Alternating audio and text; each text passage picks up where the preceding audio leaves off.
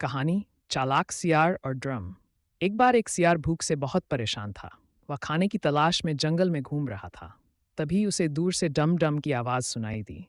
सियार डर गया, कहीं कोई शेर या भूत तो नहीं। लेकिन थोड़ी हिम्मत करके वह धीरे धीरे उस आवाज़ की तरफ गया। वहां जाकर उसने देखा कि एक पेड़ की डाली से एक ड्रम बंधा है और हवा चलने से वह आवाज़ कर रहा है। सियार ने राहत की सांस ली और सोचा, मैं बेकार ही डर गया। फिर उसने और आगे जाकर खाने की खोज की और कुछ देर में उसे एक मरा हुआ हिरण मिल गया। सीख, बिना देखे डरना नहीं चाहिए। समझदारी से सोचो, डर अपने आप भाग जाएगा।